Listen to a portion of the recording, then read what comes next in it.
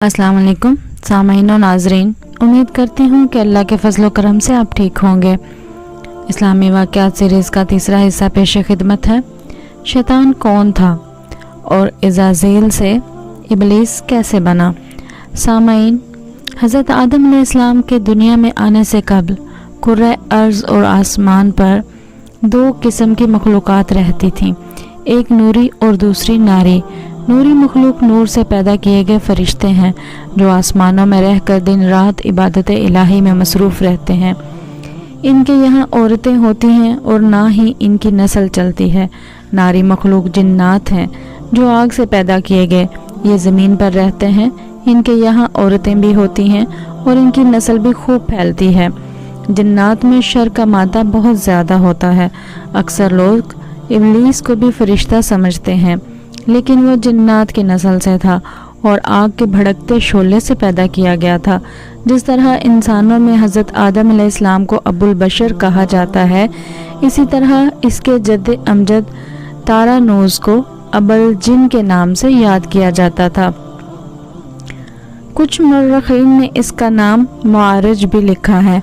ये इबलीस के पैदा होने से 1.5 लाख साल पहले का वाक़या है कि इबलीस के वालिद, जिनका नाम चिलिपा था और अबुल ग़वी इनकी कुनियत थी, इसके वालिद का चेहरा बब्बर शेर जैसा था और बड़ा बारोब, बहादुर, कवि और निडर था।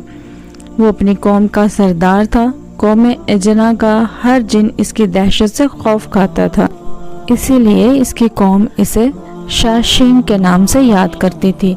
इसके मानी है दिल दहला देने वाला। इबलीस की वालदा का नाम तबलीग था। वो भी अपने शोहर की तरह ताकतवर, बहादुर और निडर थी। जिन्नों की अक्सरियत सरकश, सरपसंद, फसादी और जंगो जदल की दिलदादा है, जबकि नेक और पुरअमन जिन्नों की तादाद आटे में नमक के बराबर है। इबलीस के वालिद ने अपने कबीले के लिए बहुत जंगें लड़ी और एक वक्त वो आया कि तमाम कबाइल इसके ज़ेरे नगी हो गए, और यही वो वक्त था कि जब इसकी कौम गुरूर और तकब्बुर में मुब्तला होकर सरकशी पर उतर आई। यहाँ तक कि इनके झगड़ों, फसादात और खून खराबे से ज़मीन सुर्ख हो गई। लिहाजा अल्लाह ताला ने इस फसाद को कम करने के लिए आसमान से फरिश्तों की फ़ौज भेजी। ज़मीन पर जिन्नों और फरिश्तों के दरमियान एक खौफनाक जंग हुई, जिसके नतीजे में इबलीस के वालिदैन समेत ज़्यादातर शरपसंद जिन मारे गए। कुछ समंदर पार दूर दराज इलाकों जज़ायर में जा छुपे, जबकि नेक जिन्नों ने गारों में पनाह ली। इस वक्त इबलीस कम सिन था और इस तबाही पर एक मैदान में खड़ा ज़ारो कतार रो रहा था। इसके इर्द गिर्द जिन्नात की लाशों के ढेर पड़े थे। फरिश्तों का काम ख़त्म हो चुका था। वो आसमान पर उड़ते हुए वापस जा रहे थे कि अचानक फरिश्तों के एक ग्रुप ने इबलीस को रोते हुए देखा तो वो ज़मीन पर उतर आए। चुनाचे इन रहम दिल फरिश्तों ने हज़रत जिब्राईल अलैहिस्सलाम के ज़रिए अल्लाह ताला से इसे साथ ले जाने की इजाज़त तलब की और फिर अल्लाह ताला की रज़ा से इसे गोद में लेकर पहले आसमान पर उतर गए। वहाँ इसकी तालीम और तरबियत का बेहतरीन बंदोबस्त कर दिया गया। वो ज़हीन था और मेहनती भी। अपना तमाम तर वक़्त इबादत और रियाजत में गुजारता था। अपने अतालीक फरिश्तों समेत सबसे बहुत कम बात करता। अकेला ही आसमान की सैर को निकल जाता और घंटों कुदरत इलाही को जानने की नाकाम कोशिशों में अपना सर खपाता रहता। तेज़ी से गुजर रहा था। इसके सर्द रवैये ने इसे फरिश्तों में मगरूर मशहूर कर दिया था, लेकिन इसे इसकी फ़िक्र नहीं थी। इसका हदफ तो अल्लाह ताला का सबसे मुकर्रब और इबादत गुजार बनना था, जिसके लिए वो दिन रात रियाजत और इबादत में मसरूफ़ रहता था। यहाँ तक कि एक दिन अल्लाह ताला ने इसे दूसरे आसमान पर फायज़ फरमा दिया और फिर गुज़रते वक्त के साथ अपनी इल्मियत और काबिलियत की बिना पर इसे अल्लाह का कुर्ब हासिल होता चला गया। पहले आसमान पर इसे आबिद कहा जाता था, दूसरे पर जाहिद, तीसरे पर आरिफ, चौथे पर वली, पाँचवें पर तकी, छठे पर खाजिन और सातवें आसमान पर इसे इज़ाज़ील के नाम से पुकारा जाता। ये तख्लीक़ आदम अलैहिस्सलाम से हज़ारों साल पहले की बात है कि एक दफ़ा इबलीस अदब व एहतराम के करीनों का ख्याल रखते हुए जब लोहे महफूज पर पहुंचा तो इसने शुक्र व एहसान से बोझल पलकों को उठाकर ऊपर देखा। वहाँ लिखा हुआ था औज़ु बिल्लाह मिनश शैतानिर रजीम। یعنی پناہ مانگتا ہوں اللہ کی شیطان مردود سے۔ یہ تحریر پڑھ کر اس کے پورے وجود پر خوف سے سنسناہٹ طاری ہو گئی۔ اس نے ڈرتے ڈرتے عرض کیا، اے اللہ، یہ شیطان کون ہے؟ بارگاہ خداوندی سے ندا آئی، اے عزازیل، یہ نہایت عابد، زاہد، برگزیدہ اور میرے مقربین خاص میں سے ہے، لیکن یہ تکبر میں مبتلا ہو کر میری حکم عدولی کرے گا، بس اسے میں ملعون و مردود قرار دے کر راندہ درگاہ کر دوں گا۔ رب ذوالجلال کی اس بات سے وہ لرز اٹھا۔ اٹکتے لفظوں کے درمیان اس نے پھر عرض کیا، اے معبود برحق، کیا میں اس سے واقف ہوں؟ ارشاد ہوا، وقت آنے پر تو نہ صرف اسے پہچان جائے گا بلکہ اس کا انجام سے بھی واقف ہو جائے گا۔ عرش معلیٰ سے آنے والے اس جواب سے اس کا وجود کانپ اٹھا۔ بے اختیار آنکھوں سے آنسو جاری ہو گئے۔ اس نے سوچا، آخر وہ کون بدبخت و بدنصیب ہوگا جو ہمیشہ کے لیے نشان عبرت بنا دیا جائے گا۔ اسے ذرا بھی خبر نہیں تھی وہ جو بدبخت و بدنصیب ہوگا وہ خود ابلیس ہی ہوگا جو عزازیل کے تخت سے گرا دیا جائے گا، اور وہی تکبر کرے گا جو اللہ کے حکم کے خلاف ورزی کرے گا۔ برسوں تک یہ خیال اس کی سوچوں پر غالب رہا، مگر اسے ذرا بھی بھنک نہ پڑی کہ جس کے مستقبل سے وہ خوف کھا رہا ہے اس کا اپنا ہی مستقبل ہوگا۔ تاہم گزرتے وقت کے ساتھ بڑھتی ذمہ داریوں اور شدید مصروفیات نے اس واقعے کو اس کی یادوں سے مٹا دیا۔ ابلیس بننے سے قبل آسمان پر شیطان کا نام عزازیل تھا۔ وہ طاؤس ملائکہ، بادشاہ افلاک، فرشتوں کا امام، مقربین کا سردار، جنت کے بیت المال کا خازن اور معلم ملائکہ بھی تھا۔ اتنے اعزازات کے بعد بھی آخر عزازیل ابلیس کیسے بنا؟ حیرت کی بات ہے کہ اللہ تعالیٰ کا مقرب اپنے کس فعل کی وجہ سے مردود بنا۔ حضرت کعب احبار رضی اللہ تعالیٰ عنہ ابلیس کے بارے میں بیان فرماتے ہیں کہ ابلیس 40,000 برس تک جنت کا خزانچی رہا، 80,000 برس تک ملائکہ کو واز سناتا رہا، 30,000 برس تک مقربین کا سردار رہا، 1,000 برس تک روحانین کی سرداری کے منصب پر فائز رہا، 14,000 برس تک عرش کا طواف کرتا رہا۔ لوح محفوظ پر اس کا نام ابلیس لکھا ہوا تھا اور یہ اپنے انجام سے غافل اور خاتمے سے بے خبر تھا۔ فرشتوں کے استاد کی حیثیت سے اس کی ذمہ داری درس و واعظ بھی تھی، جس کا آسمان میں دور دور تک چرچا تھا، اور ملائکہ کی بڑی تعداد اس میں شریک ہو کر مستفید ہوتی تھی۔ جب وہ اپنی ان محافل میں حضرت جبرائیل علیہ السلام، حضرت میکائیل علیہ السلام، حضرت اسرائیل علیہ السلام اور حضرت اسرافیل علیہ السلام جیسے مقرب فرشتوں کو دیکھتا تو اپنی برتری کی ایک لہر اس کے سراپے میں سرور کی کیفیت پیدا کرتی۔ شاید اسی کا نقم تکبر ہو۔ بہرحال بیتے سالوں کے ساتھ اس کے درجات مزید بلند ہوتے چلے گئے۔ اب اس کی حیثیت بادشاہ افلاک کی سی تھی۔ اتنے بڑے مرتبے کے بعد اس میں عاجزی، انکساری پیدا ہونا چاہیے تھی، لیکن معاملہ اس کے برعکس ہوا۔ اسے اپنے اندر سے ایک آواز سنائی دیتی تھی، اے عزازیل، تو ان سب سے افضل ہے۔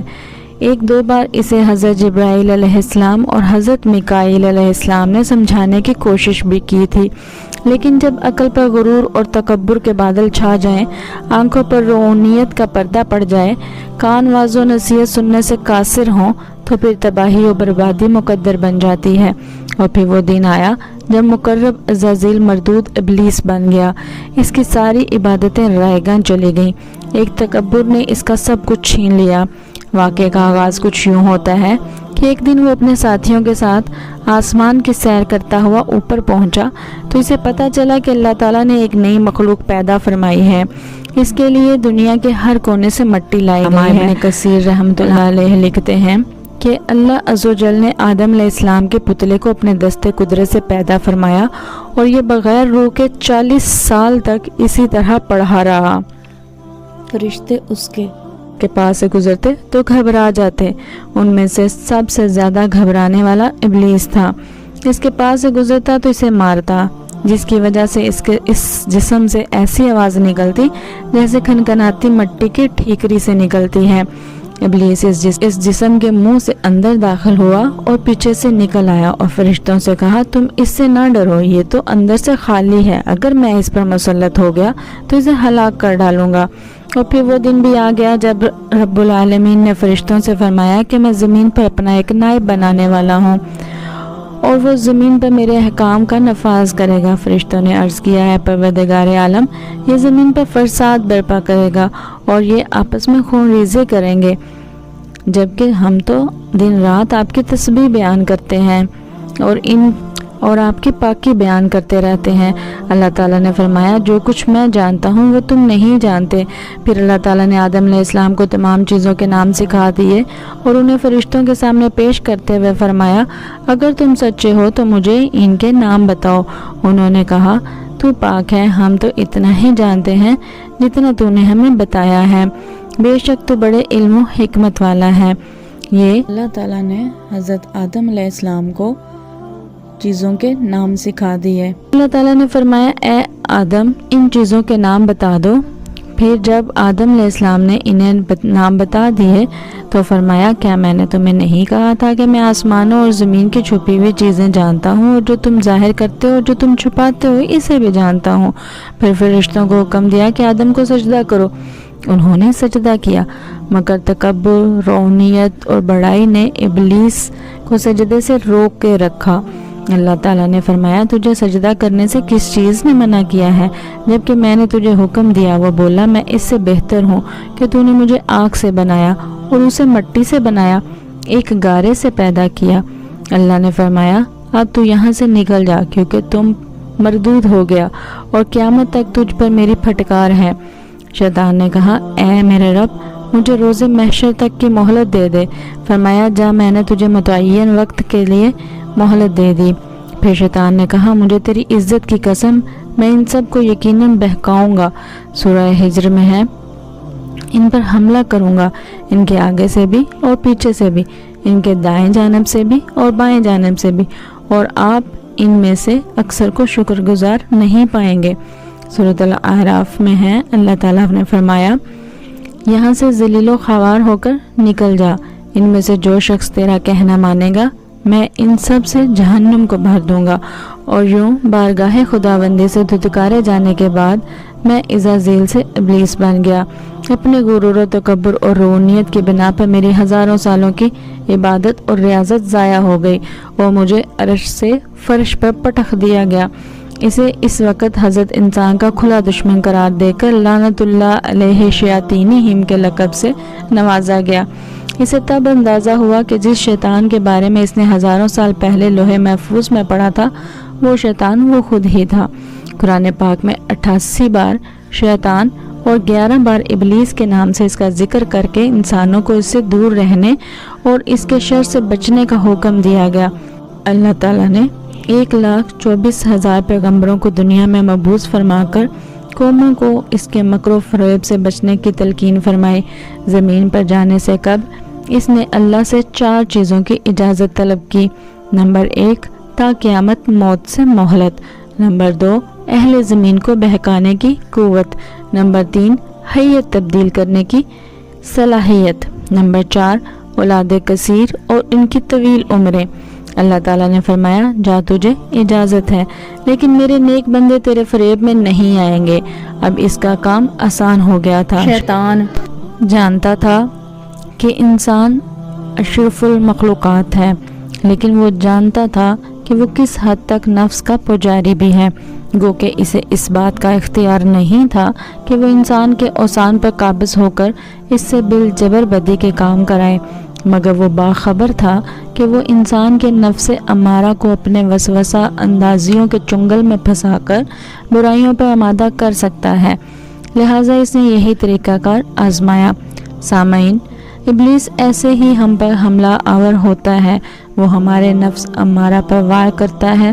اب ہم میں سے جو صاحب ایمان ہے وہ تو تعوذ اور استغفار پڑھ کر اسے بھاگ جانے پر مجبور کر دیتا ہے، لیکن جب لالچی فطرت کی حامل اکثریت اس کے دامے فریب میں مبتلا ہو کر اندھا دھند اس کے پیچھے چلنے لگتی ہے، اس نے ایسی چال چلی کہ انسان کفر و فسق کو عبادت، نافرمانی کو حاضر جوابی، بدتمیزی کو بہادری، موسیقی کو روح کی غذا، رقص کو جسم کی شاعری، عریانیت اور فحاشی کو جدت پسندی، मजहबी इकदाम को फरसुदा रसूमात, दीनी रवायात को कदामत पसंदी करार देकर शर्म हया की चादर को तार तार कर दिया। मुअज़्ज़ज़ सामाईन, इब्लीस के इस वाक़े में हमारे लिए बहुत ही अहम सबक पोशीदा है कि अल्लाह ताला को हमारे अमाल से कोई गर्ज नहीं, जबकि हमारी नीयतों में खोट हो। अल्लाह ताला ने तकब्बुर को सबसे ज़्यादा नापसंद फरमाया। सामाईन, हमें चाहिए कि इब्लीस की चालों से ख़ुद को महफूज रखें और उसका सबसे बेहतरीन तरीक़ाकार ये है कि जो अहकाम हम पर अल्लाह ताला ने कुरान और हदीस के ज़रिए नाज़िल फरमाए उनको बजा लाएं और कहें, ऐ परवरदिगार, हमने आपका हुक्म सुन लिया और इसे तस्लीम भी कर लिया और अब हम दिलो जान से इसकी अताअत करने वाले हैं ताकि तू हमसे खुश हो जाए। जी तो सामाईन और नाजरीन, उम्मीद करती हूँ कि आज की ये वीडियो आपको काफ़ी इन्फॉर्मेटिव लगी होगी और पसंद आई होगी। अगर वीडियो में आपको कुछ अच्छा लगा हो तो फिर अपनी पसंदीदगी का इजहार इस वीडियो को लाइक करके और शेयर करके ज़रूर कीजिएगा। आप अपनी राय का इजहार कमेंट बॉक्स में भी कर सकते हैं। मज़ीद इस तरह की वीडियोस के लिए आप हमारे चैनल को ज़रूर सब्सक्राइब कीजिए। चैनल को सब्सक्राइब करने के बाद बेल के आइकन पर भी ज़रूर क्लिक कीजिए ताकि हर नई आने वाली वीडियो का नोटिफिकेशन आपको सबसे पहले मिल सके। मेरा नाम है साइमा और आप देख रहे हैं सैमकास इस्लामिक स्टोरीज़। मिलती हूँ आपसे एक नई इंटरेस्टिंग वीडियो में। तब तक के लिए अपना बहुत सा ख्याल रखिएगा। Thanks for watching. अल्लाह हाफिज़।